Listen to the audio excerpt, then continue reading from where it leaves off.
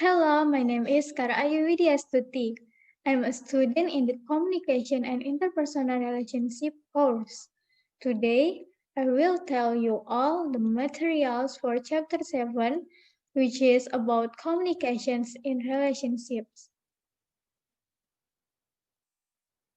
Subchapters 7.1 Foundations of Relationships.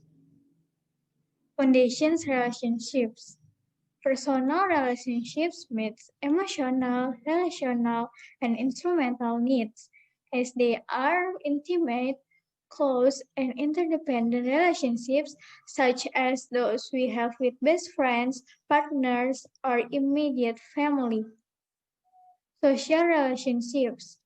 Social relationships are relationships that occasionally meet our needs and lack the closeness and interdependence of personal relationships. Examples of social relationships include coworkers, distant relatives, and acquaintances. Another distinction useful for categorizing relationships is whether or not they are voluntary. For example, some personal relationships are voluntary, like those with romantic partners, and some are involuntary, like those with close siblings. Likewise, some social relationships are voluntary, like those with acquaintance, and some are involuntary, like those with neighbor or distant relative. Types of relationships. There are involuntary to voluntary and personal relationships to social relationships. The first is voluntary and personal.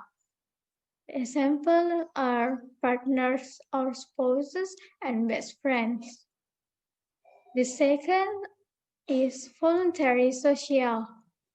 The examples are acquaintance and activity partners like workout buddy. The third is involuntary and personal. The examples are parent to child, siblings, grandparent or good parent to child, and colleague and college. And involuntary social. The example is distant relative, co-workers, neighbors, classmates, and teacher to student. Stages of relational interactions. And here there are two processes. The first is coming together, and the second is coming apart. In coming together, there are 5 stages. The first stage is initiating. Initiating is first contact with another individual involving observations and initial assessment of moods, interests, attractions, personality, and interactions opportunity. The example is, "Hi, my name is Sekar. Nice to meet you." The second stage is experimenting. Experimenting is exchange of surface level information such as hometown and other small talk topics in an effort to reduce uncertainty about each other. The example is, "I love knitting and watching horror movies. How about you?" The third stage is intensifying. Intensifying is increases in intimacy through greater depth of communications, like sharing more intimate personal information and progressions of physical touch. The examples are, "I struggle with addictions. I had no idea. How can I help?" The fourth stage is integrating. Integrating is a merging of identities marked by increasingly shared interests, opinions, social circles, positions, routines, and understanding of one another. Example is, I just feel like we are soulmates. And the friends answer, same here, we are so much alike. And the fifth stage is bonding. Bonding is public ritual or markers acknowledging the relationships, like posting a Facebook relationship status, going Instagram official, engagement, or weddings. The example is, did you know we got engaged? Yes, I saw your Instagram post.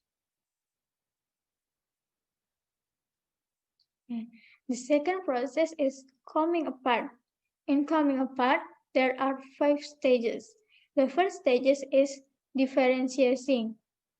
Differentiating is progressive separations of interests, activities, hobby, and identities.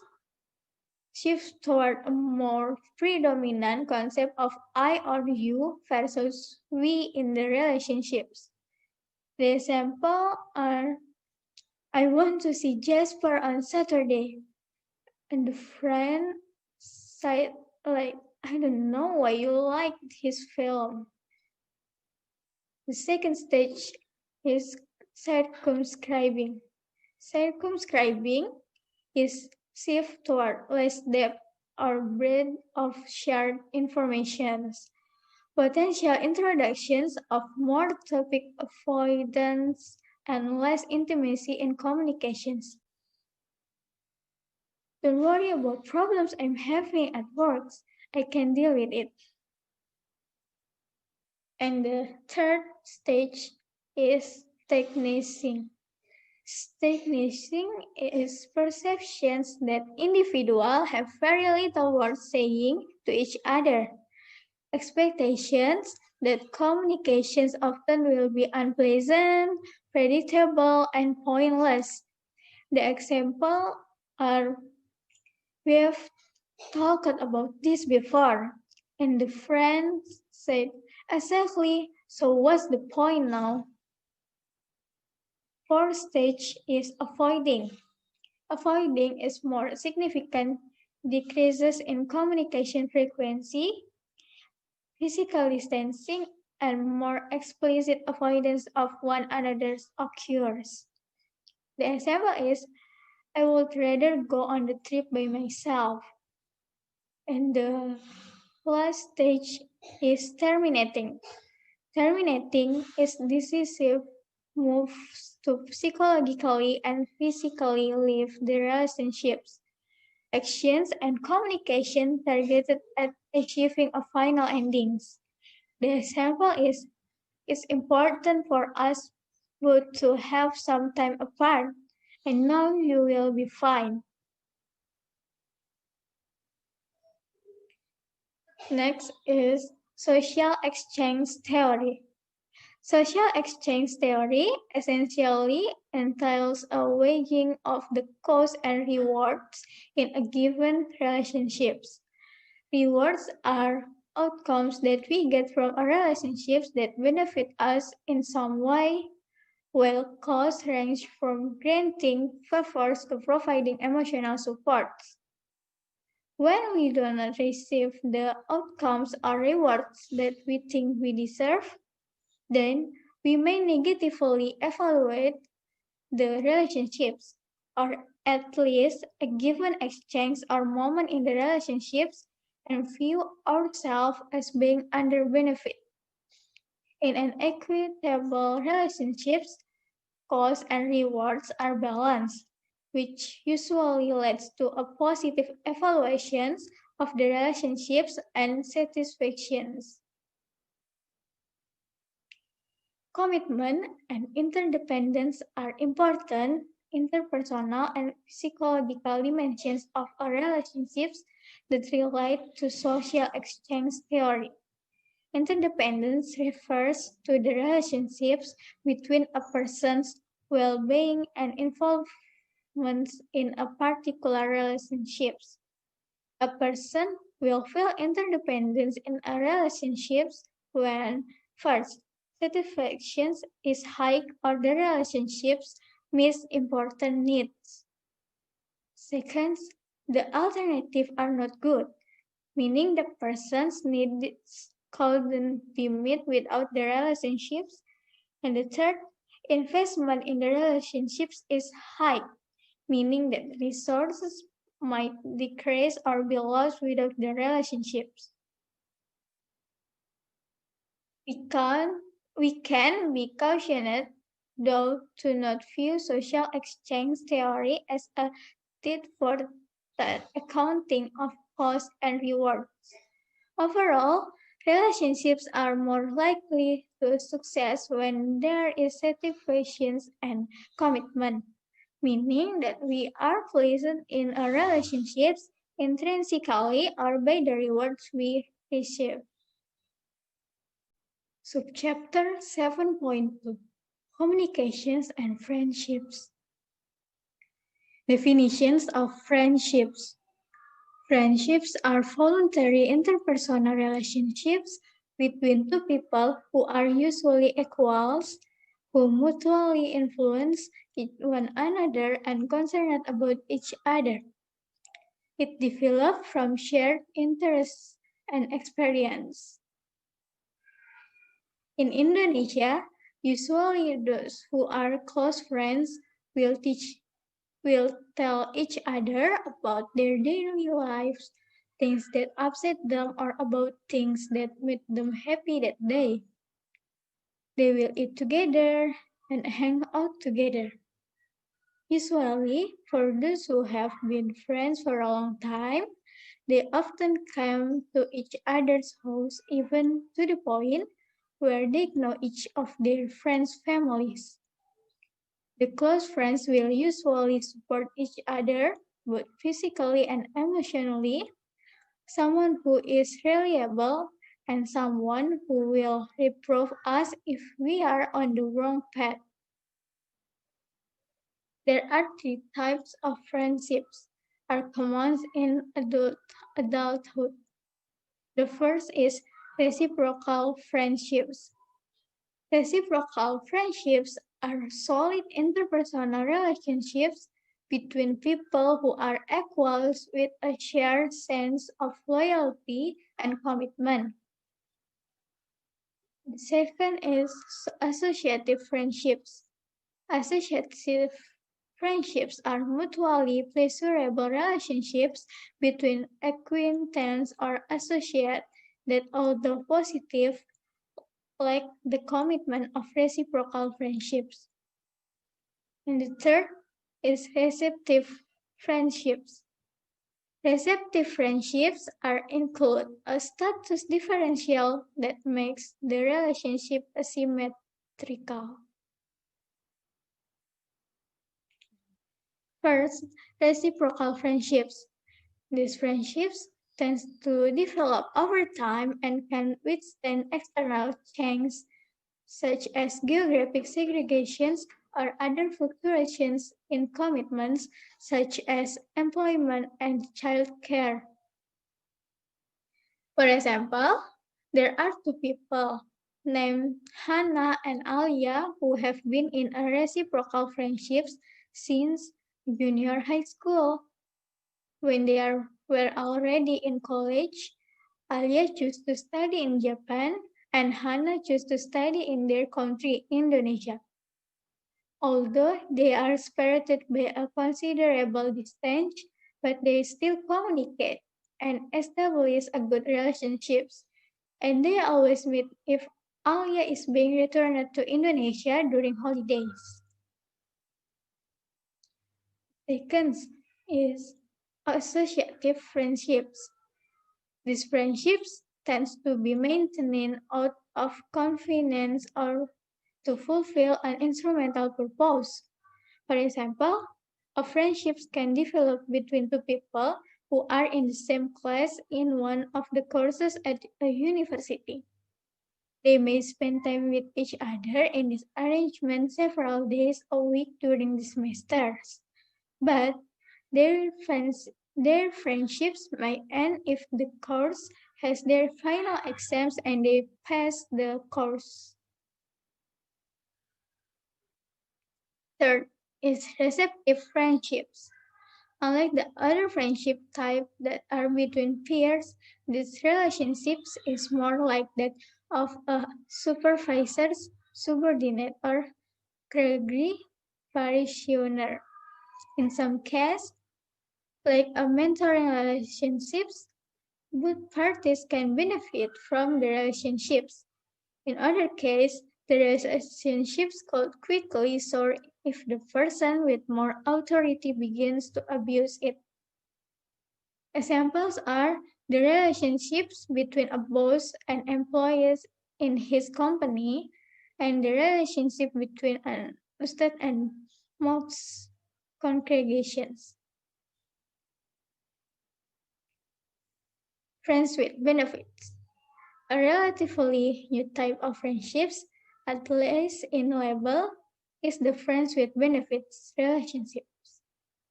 Friends with benefits relationships have the closeness of a friendships and the sexual activity of a romantic partnerships without the expectations of romantic commitment or labels. Friend with benefit relationships are hybrids that combine characteristics of romantics and friends pairing, which produce some unique dynamics.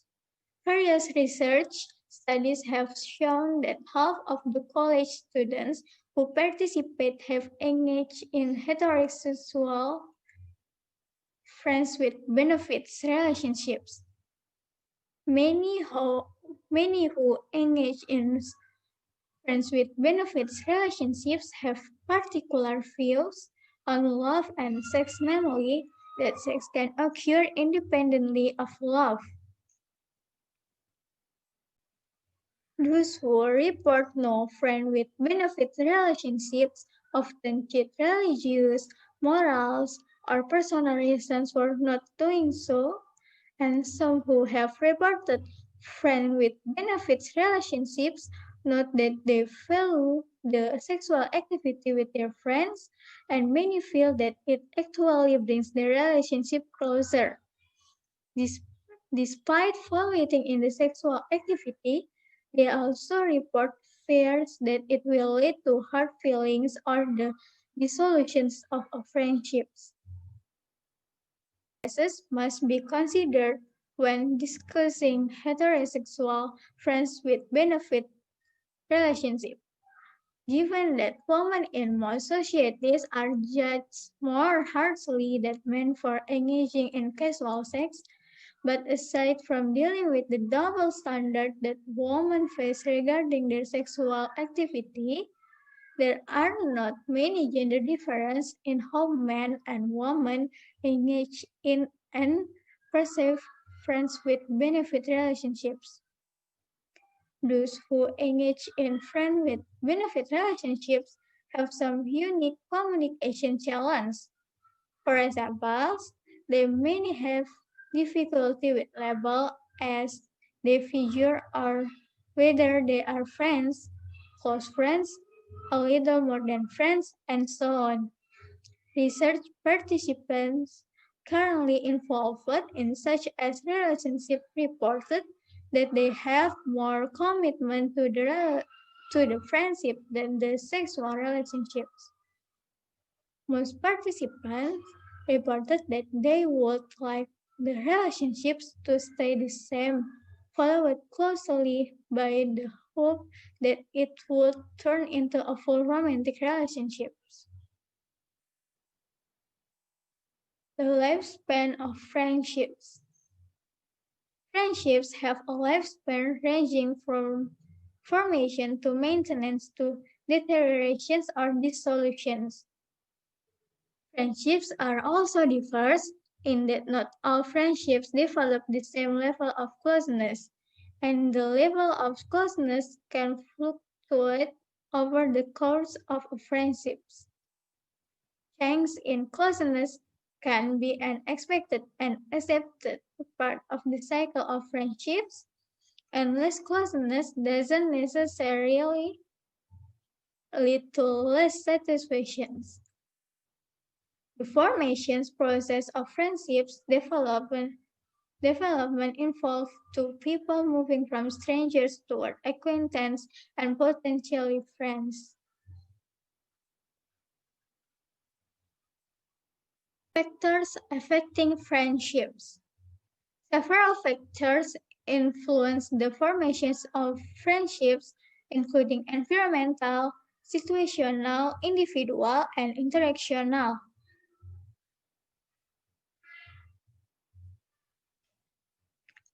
First, environmental. Environmental factors led us to have more day-to-day contact with some people over others. For example, the proximity of life quarters, sharing workplaces, and sharing dormitory rooms are catalysts for friendship formations. We can also find friends through existing social networks of friends and family. Even though these people may not live close to us, they are brought closer through the people we know, which facilitates our ability to spend time with them. Encountering someone with the environmental factors may lead to a friendships if the situational factors are favorable. Second is situational. The main situational factors that may facilitate or impede friendships formations is availability. Initially, we are more likely to be interested in a friendship if we anticipate that we will be able to interact with the other person again in the future without expending more effort than our schedule and other obligations will allow. In order for a friendship to take off, both parties need resources such as time and energy to put into it. Hectic work schedules, family obligations, or personal stresses such as financial problems or family or relational conflict may impair someone's ability to nurture a friendship. Situational factor is that we are more likely to become friends with people who are available. The example is we have a mutual interest in being friends. The third is interactional.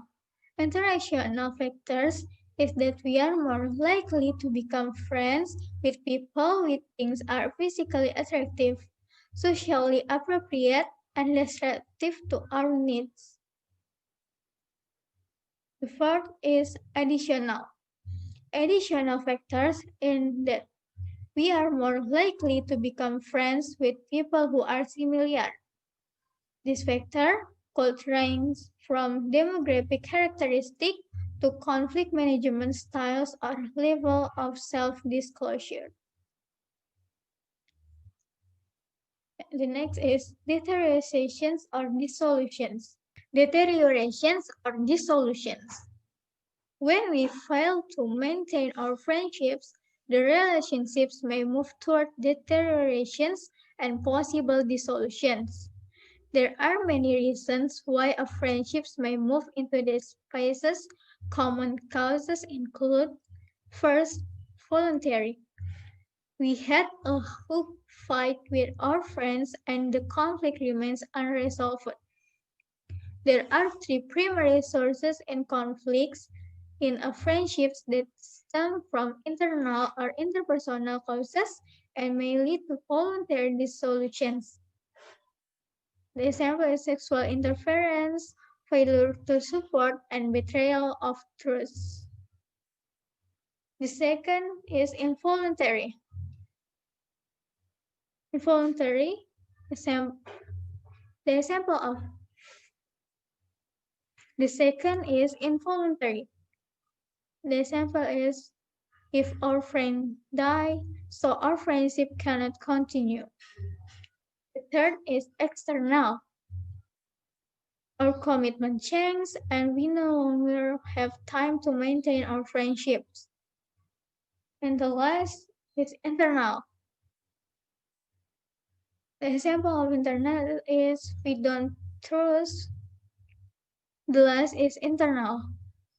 We don't trust our friend and are not sure we can continue to be friends. Friendships across the lifespan. As we transition between life stages such as adolescence, young adulthood, emerging adulthood, middle age, and later life, our friendships change in many ways. Our relationships begin to deepen in adolescence as we negotiate the confusions of puberty. Then, in early adulthood, many people get to explore their identity and diversify their friendships. Later, our life stabilizes and we begin to rely more on friendships with a romantic partner and continue to nurture the friendships that have lasted. Next is gender and friendships. Men and women communicate differently. There are conceptions that men's friendships are less intimate than women's based on the stereotype that men do not express emotions. In fact, in fact, men report a similar amount of intimacy in their friendships as women, but are less likely than women to explicitly express affection verbally, like saying I love you, and non-verbally, like through touching or embracing toward their same gender friends. Male friendships tend to focus more on shared activities such as playing badminton after work on Fridays, and female friendships are generally characterized by shared conversations. Two female friends may prefer to sit on the patio, drink a glass of wine, and talk about their week on Friday evening. Cross-gender friendships are friendships between a male and female. These friendships diminish in late childhood and early adolescence as boys and girls segregate into a separated groups for many activities and socializing. Emerge as possibilities in late adolescence and reach a peak potential in the college years of early adulthood. When a male is friends with a female, differencing expectation may be more challenging to the friendships. At the same time, it may also be viewed as a benefit. The female may enjoy doing activities and or the male may like that he has someone to talk to about his day. Sexual attraction presents a challenge in cross-gender heterosexual friendships. Even if the friendships doesn't not include sexual feeling or actions, other sides may view the relationship as asexual or even encourage their friendship to become more than friend. Aside from the pressures that come with sexual involvement or tensions, the exaggerated perceptions of differences between men and women can hinder cross-gender friendships.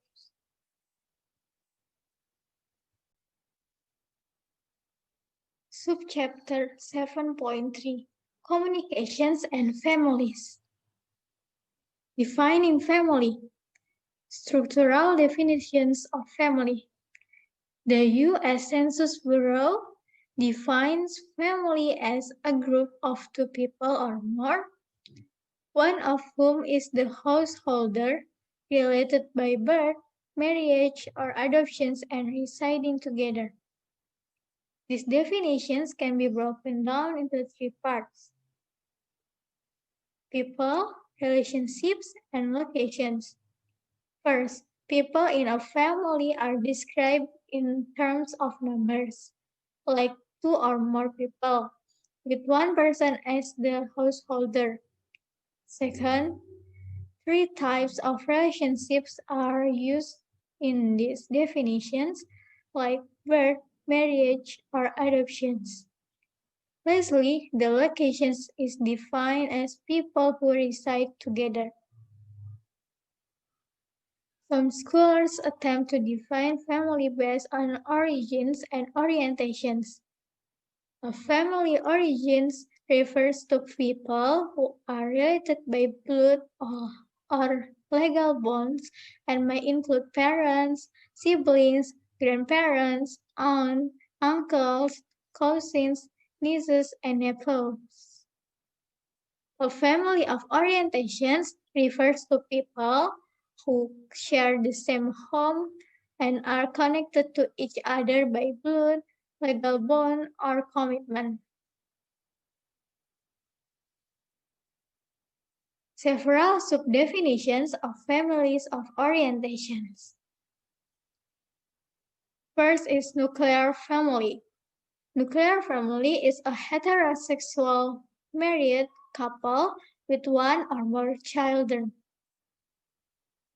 Binuclear family.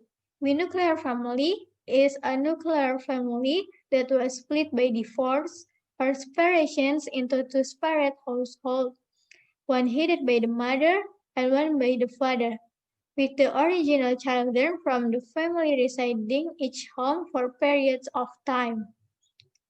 Step family.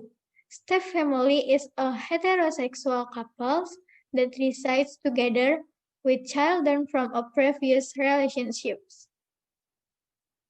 Single parent family. Single parent family is one parent, either a mother or father, with one or more children.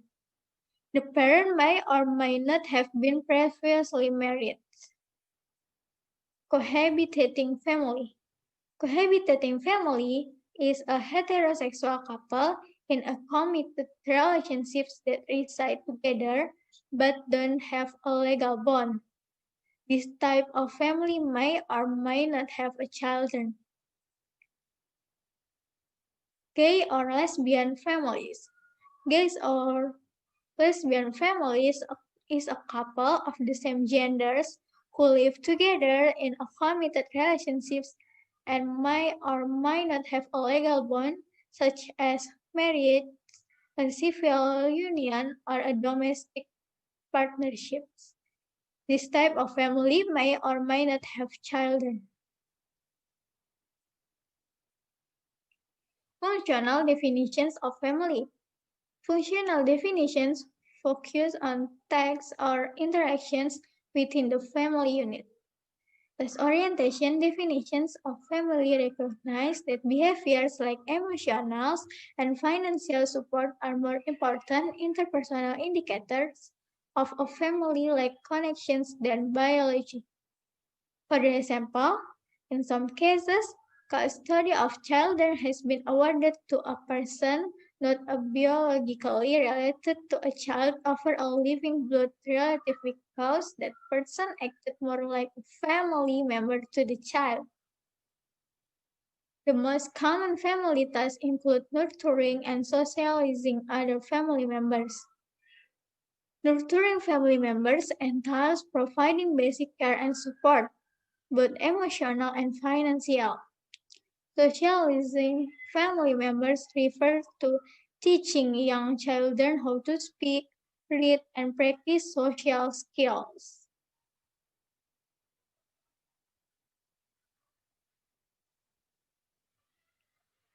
Transactional definitions of family. Transactional definitions of family focus on communication and subjective feelings of connections. Transactional definitions are concerned with the quality of interactions among family members. Specifically, transactional definitions stress that the creation of sense of home, group identity, loyalty, and shared past and future makes up the family.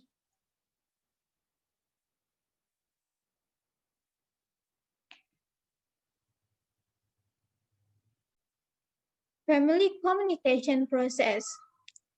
Think about how much time we spend communicating with family members over the course of our life. As a children, most of us spend much of our time talking to parents, grandparents, and siblings. As we become adolescents, our peer groups become more central, and we might even begin to resist communicating with our family during the rebellious teenage years. However, as we begin to choose and form our own family, However, as we begin to choose and form our own families, we once again spend much time engaging in family communications. Additionally, family communications is our primary source of intergenerational communications or communications between people of different age groups.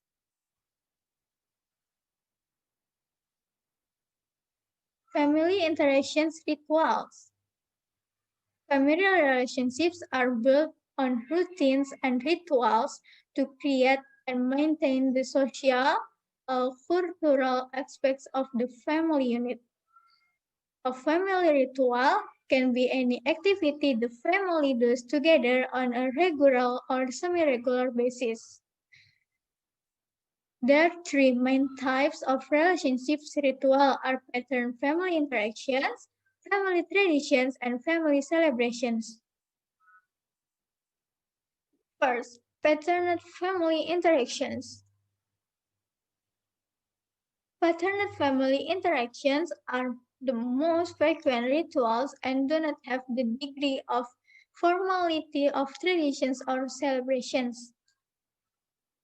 Other examples of paternal family interactions may include eating dinner together, bedtime rituals, mealtime rituals, and leisure activities like going bowling, playing video games, or watching television together, attending sporting events, etc. Second is family traditions. Family traditions are the wise family values. History or culture are shared between members of a family. Traditions within a family tend to be more formal and less frequent than paternal family interactions. A sample of family traditions may include birthdays, attending a religious service, family reunions, family vacations, going to a specific event each year, etc. Birthday traditions may involve baking a cake, hanging streamers, or always hold surprises for a birthday family members. Family reunion may involve barbecue parties, sing songs together, doing a bonfire party, etc.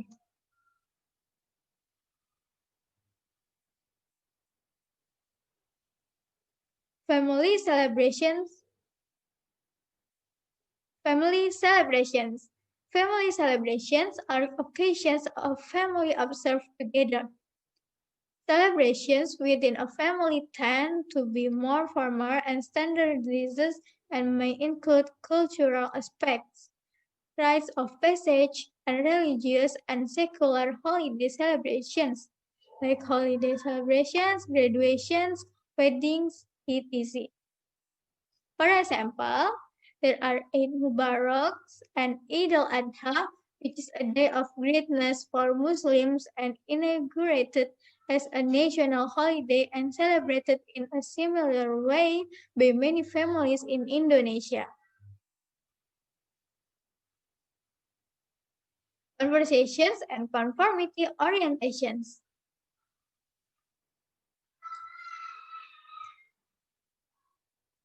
Horner and Fitzpatrick describe this. Horner and Fitzpatrick describe this familial communications difference in terms of two dimensions. There are conversations and conformity orientations. Each family may rank higher or lower in each dimension. The family type can be determined based on where the family lands on both dimensions.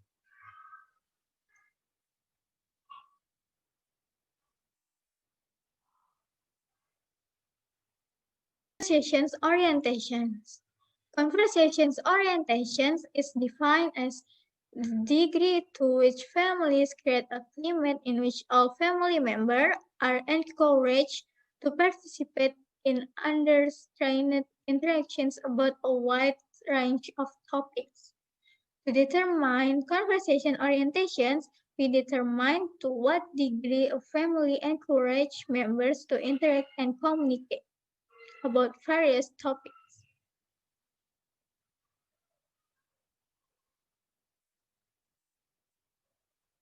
Members within a family with a high conversation orientation communicate with each other freely and frequently about activities, thoughts, and feelings. This unrestricted communication style leads to all members, including children, participating in family decisions.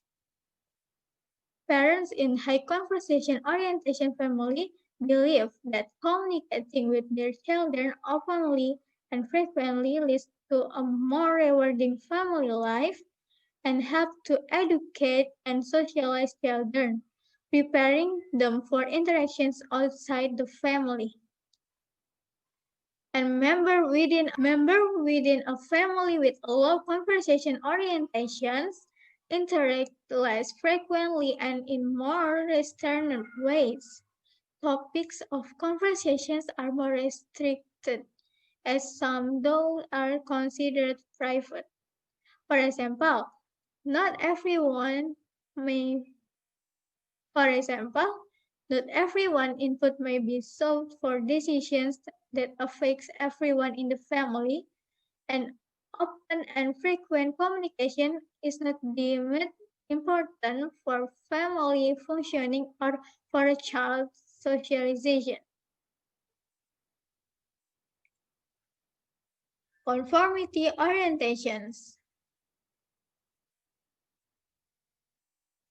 Conformity orientations. Conformity orientations is determined by the degree to which a family communications limit encourage conformity and agreement regarding belief, attitude, values, and behavior. A family with a high conformity orientation fosters a climate of uniformity, and parents decide guidelines for what to conform to. Children are expected to be obedient, and conflict is often avoided to protect family harmony. This more traditional family model stresses interdependence among family members, which means space, money, and time are shared among immediate family, and family relationships take precedence over those outside the family. A family with a low conformity orientations encourage diversity of belief, attitude, values, behavior, and assertions of individuality. Relationships outside the family are seen as important part of growth and socializations, as they teach lessons about and building confidence for independence. Members of these families also value personal times and space.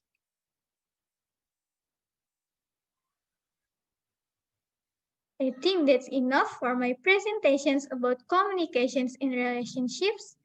Thank you very much for listening to my presentations. See you next time.